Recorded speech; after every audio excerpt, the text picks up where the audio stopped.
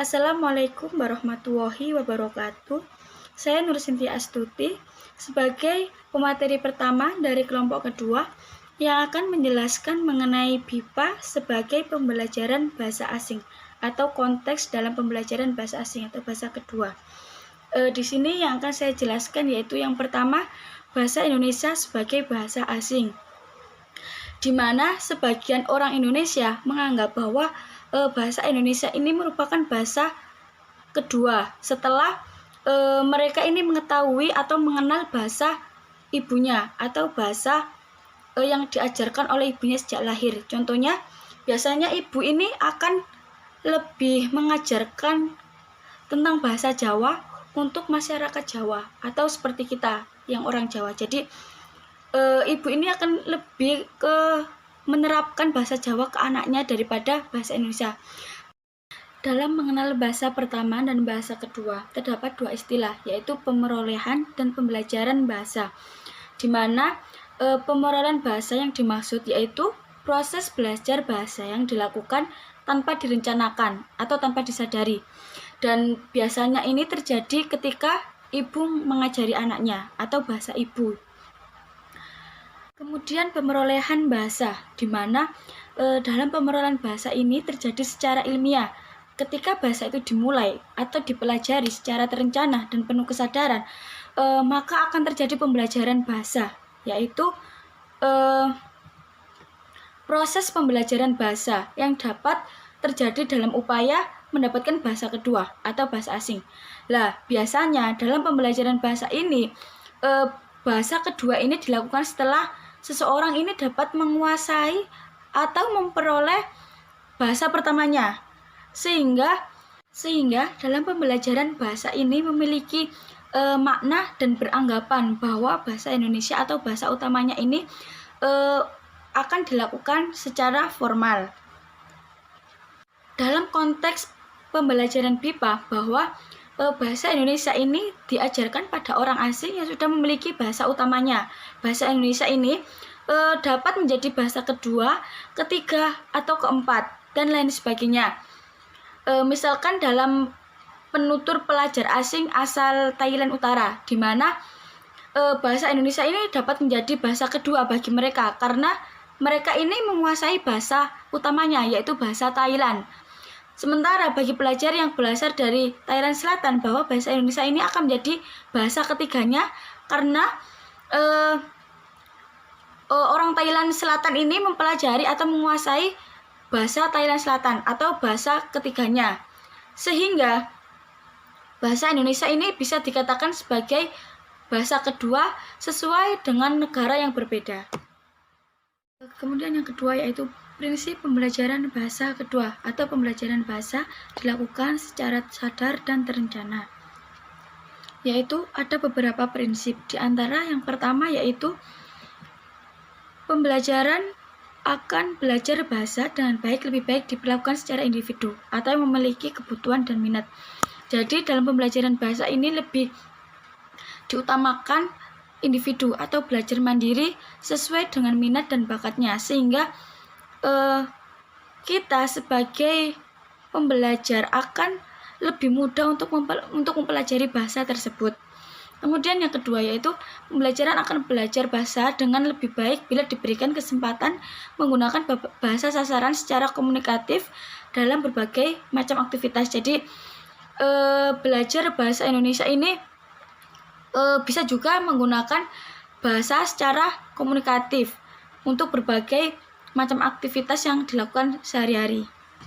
Kemudian yang selanjutnya yaitu belajar bahasa dengan baik jika diberi data komunikatif yang dipahami secara relevan dan dengan kebutuhan minatnya. Jadi untuk belajar bahasa Indonesia yang baik atau belajar bahasa yang baik, kita ini diberikan buku atau panduan sesuai dengan bahasa yang akan kita pelajari, sehingga kita ini lebih bisa memahami bahasa-bahasa tersebut. Kemudian pembelajaran akan belajar bahasa dengan baik jika memfokuskan pembelajarannya pada bentuk, keterampilan bahasa, dan strategi. Jadi dalam pembelajaran bahasa dengan baik ini juga harus fokus terhadap bentuk belajarnya, kemudian keterampilan berbahasanya, dan strategi yang akan mendukung proses dalam pemerolehan bahasa tersebut. Kemudian pembelajaran bahasa dengan baik jika diberikan data sosiokultural dan pengalaman langsung dengan budaya atau bahasa sasaran. Jadi untuk belajar bahasa dengan baik juga bisa berupa pengalaman-pengalaman budaya yang ada di sekitar kita atau sesuai bahasa sasaran yang diinginkan. Kemudian belajar bahasa dengan baik jika mereka menyadari bahwa peran dan hakikat bahasa dan budaya. Jadi dalam mempelajari bahasa, kita juga harus menyadari peran bahasa itu bagaimana, kemudian hakikat bahasanya gimana, budayanya gimana. Jadi kalau kita tidak bisa memahami itu, maka bahasa itu tidak akan terlihat sebagai bahasa yang baik. Seperti itu. Kemudian pembelajaran akan belajar bahasa dengan baik jika diberi teori umpan balik yang tepat atau menyangkut kemajuan dari mereka. Kemudian akan belajar bahasa dengan baik juga diberi kesempatan mengatur pembelajarannya sendiri. 8 prinsip pembelajaran bahasa tersebut dapat diterapkan bahwa pembelajaran bahasa apa saja termasuk pembelajaran BIPA ini dapat berhasil baik jika memperhatikan prinsip-prinsip tersebut. Karena dalam pembelajaran BIPA ini kan masih ada beberapa prinsip lainnya seperti dasar pembelajaran BIPA yang meliputi prinsip berjenjang seperti prioritas dan korektitas. Kemudian prinsip berjenjang, di mana dalam prinsip berjenjang ini yaitu untuk mencermati beberapa hal yang berjenjang dalam pembelajaran BIPA. Jadi setidaknya ada 3 hal dalam prinsip berjenjang. Yang pertama yaitu pembelajaran ini harus dimulai dengan hal-hal yang konkret atau bergeser ke hal-hal yang abstrak, yaitu hal global ke hal yang detail. Jadi pembelajaran ini akan lebih mudah mencerna sesuatu yang dapat ditunjukkan secara nyata daripada yang tidak nyata. Seperti kosakata meja, kursi, kemudian ada nasi, apel, televisi, komputer, kemudian pena, buku-buku. Lah, semua kata-kata itu atau kosakata tersebut dapat dipahami pembelajar dengan lebih mudah daripada kata adil, keadilan, jujur, kebangkitan. Jadi seperti itu. Kemudian yang kedua yaitu isi materi yang diberikan ini harus saling berkesinambungan. Artinya dalam beberapa pertemuan pembelajaran materi tersebut ini berkaitan atau berjenjang dengan mempermudah pembelajaran sehingga si pembelajar ini dapat menangkap dan memahami apa isi dari materi yang telah diajarkan. Kemudian yang ketiga yaitu terkait dengan beban materi, di mana dalam pembelajaran BIPA harus dibelajarkan di materi yang sederhana atau ringan, sehingga lambat laun materi tersebut ini akan dirasa ini makin berat dan kompleks. Misalnya ya, dalam pembelajaran kosakata, kan pembelajarannya kan diawali dengan kata-kata dasar terlebih dahulu, sehingga yang sering digunakan ini kan akan dilanjutkan dengan kata yang berimbuhan sederhana dan berikutnya atau kata imbuhan yang kompleks. Misalkan makan, ada imbuhan me, jadi memakan. Lah, kata-kata tersebut kan bisa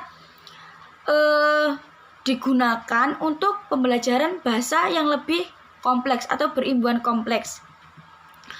Kemudian prinsip prioritas, di mana dalam pembelajaran BIPA seorang pengajar ini harus mengetahui prioritas pembelajar yang dibutuhkan oleh pembelajarannya, sehingga pada dasarnya seorang pembelajar ini akan mengetahui kebutuhan keterampilan berbahasanya itu yang seperti apa, kemudian berbicaranya itu bagaimana, dan cara mendengarkannya itu seperti apa.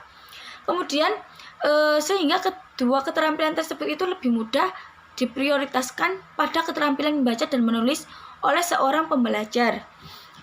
Kemudian prinsip korektisita, di mana dalam pembelajaran BIPA ini diusahakan memberikan pada pembelajaran dewasa atau anak-anak yang di masa kanak-kanak.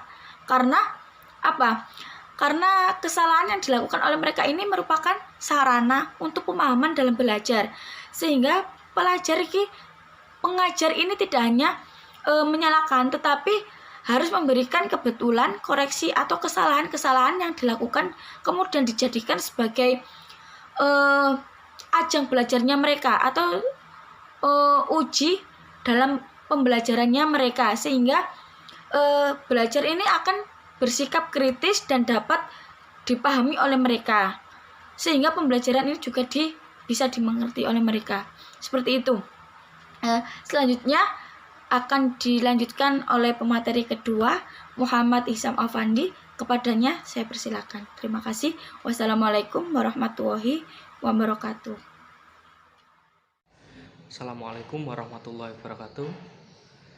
Saya Ihsan Muhammad Afandi sebagai materi yang akan melanjutkan materi dari pemateri pertama.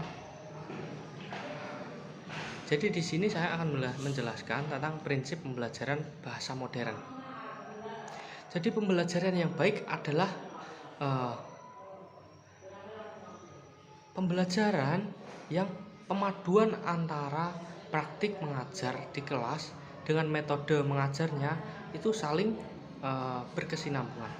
Jadi pemaduan unsur-unsur dalam pembelajaran secara baik akan menghasilkan pembelajaran yang baik. Jadi metode belajar akan memandu pelaksanaan proses pembelajaran. Nah, di sini ada beberapa prinsip-prinsip pembelajaran bahasa modern. Yang pertama, automaticity.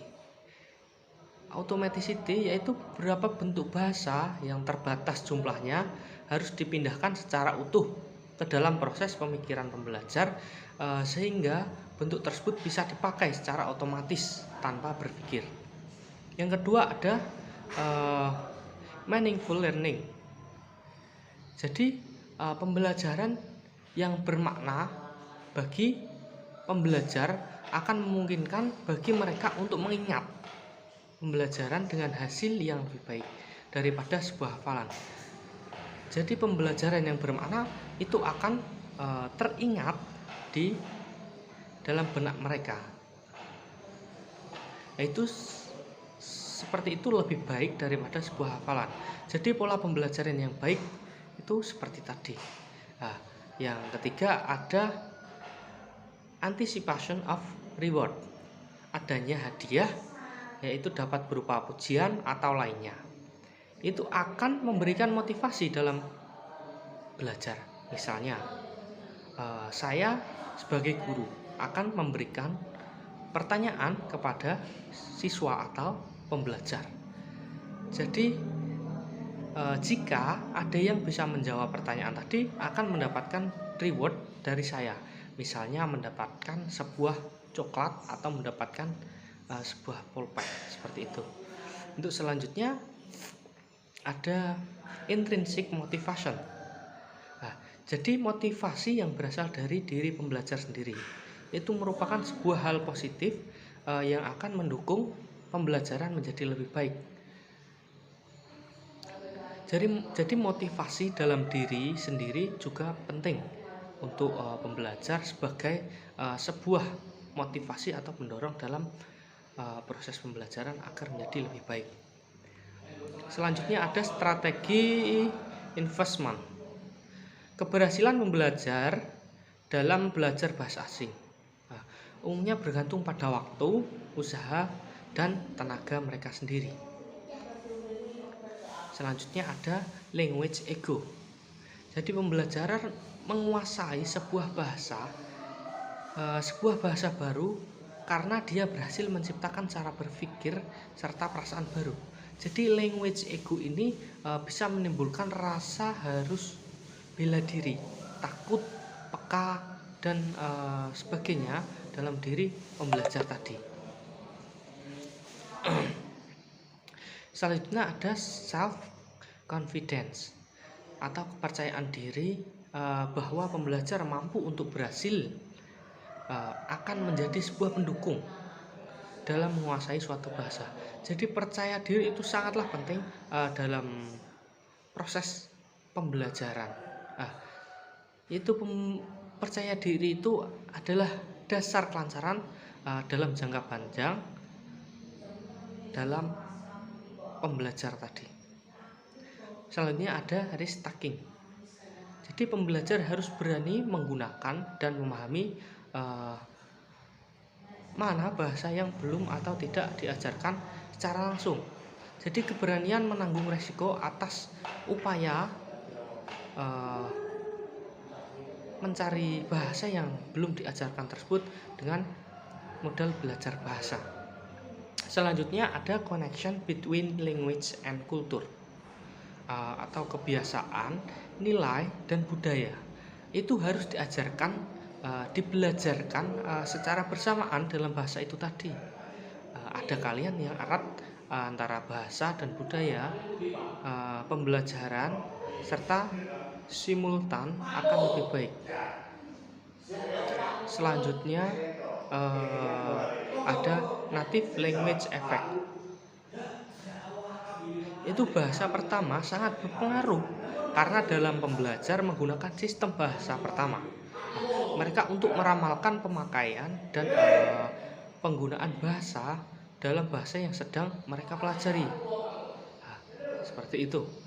Selanjutnya ada interlanguage, yaitu pembelajar mengalami perkembangan yang sistematis atau semi sistematis dalam pembelajaran bahasa asing. Jadi munculnya interlanguage ini tergantung pada kemampuan mereka untuk menggunakan pembetulan yang mereka terima dari proses pembelajaran tadi. Selanjutnya ada communicative competence. Itu tujuan pembelajaran bahasa biasanya untuk bisa berkomunikasi dengan penutur asli. Karena itu pelajaran bahasa harus menggunakan bahasa yang wajar menurut pandangan penutur asli, dan juga menekankan kelancaran supaya bisa dipakai pelajar dalam keadaan yang terjadi secara spontan atau yang secara mendadak seperti itu. Untuk selanjutnya ada beberapa pandangan teori belajar bahasa kedua. Yang pertama, pandangan teori behavioristik. Teori behavioristik ini meletakkan dasar pandangan bahwa proses belajar bahasa bertumbuh pada aspek yang dirasakan secara langsung pada pelaku berbahasa atau perilaku berbahasa, serta hubungan antara stimulus dan respon. Jadi setiap perilaku dapat dipelajari menurut hubungan stimulus belajar. Bahasa perlu adanya stimulus oleh pengajar agar memancing reaksi respon dari pembelajar tadi. Jadi dalam respon atau pembelajar, dari situlah terjadinya proses belajar atau pembelajaran tadi. Selanjutnya ada pandangan teoritik mentalistik. Jadi pandangan mentalistik menolak menyamakan pemerolehan bahasa manusia dengan proses pengenalan pada hewan. Jadi teori ini dikemukakan oleh Chomsky dengan bukunya Aspect of the Theory of Syntax pada tahun 1965. Jadi di dalamnya Chomsky mengemukakan pandangan dan prinsip dasar yang berkaitan dengan prinsip atau bernalar. Menurut pandangan teori ini, manusia dilahirkan dengan membawa piranti pemerolehan bahasa yang lengkap dalam dirinya. Jadi piranti itu disebut LED atau Language Acquisition Device. Jadi manusia dilahirkan dengan piranti tersebut dengan secara kodrat dalam memperoleh bahasa apapun. Jadi LED tadi menjadikan manusia dapat menguasai bahasa pertama dengan cepat dan juga menguasai sistem bahasa yang kompleks.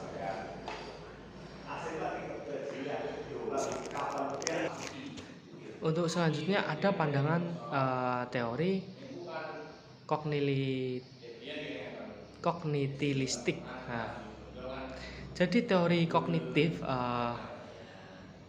mendasarkan pada asumsi bahwa kemampuan berbahasa seseorang berasal dan diperoleh sebagai akibat dan kematangan kognitif seseorang.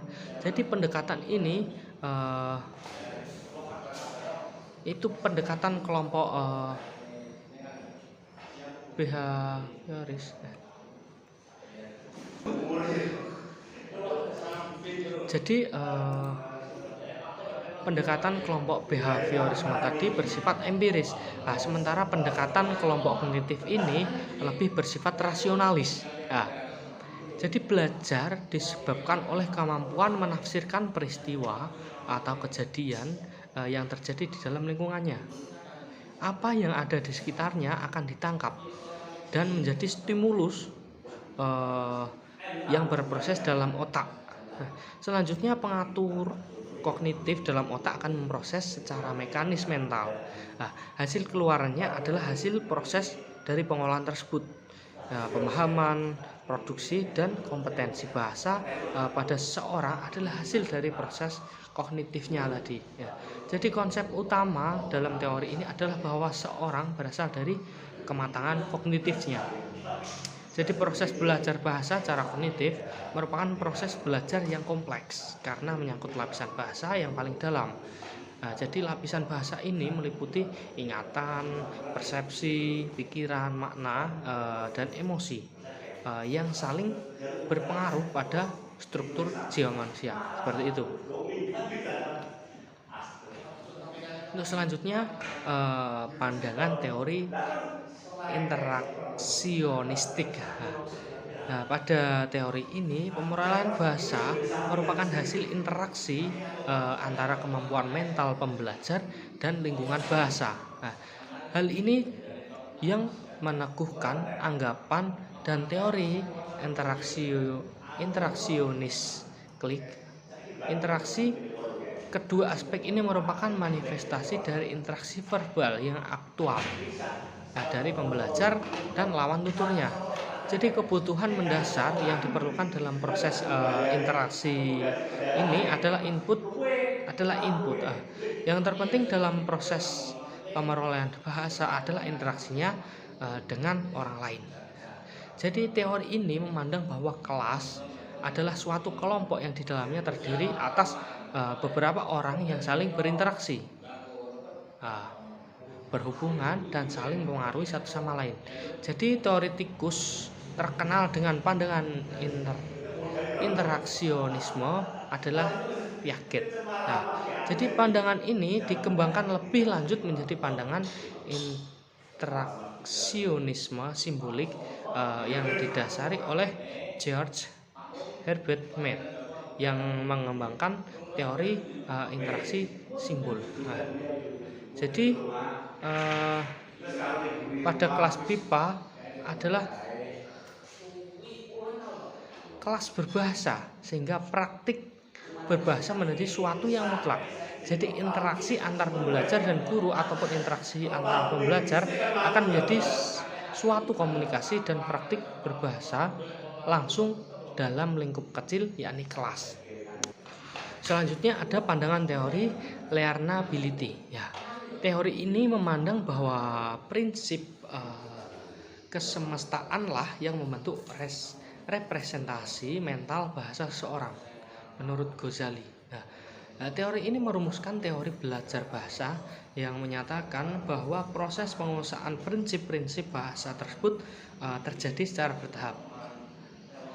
Jadi teori learnability menerangkan bahwa pemerolehan bahasa dapat dilakukan dengan dua cara. Itu pertama, menerangkan bagaimana pemerolehan bahasa yang diasumsikan dapat dipelajari. Yang kedua, membuat beberapa hipotesis tentang bagaimana tata bahasa itu dipelajari.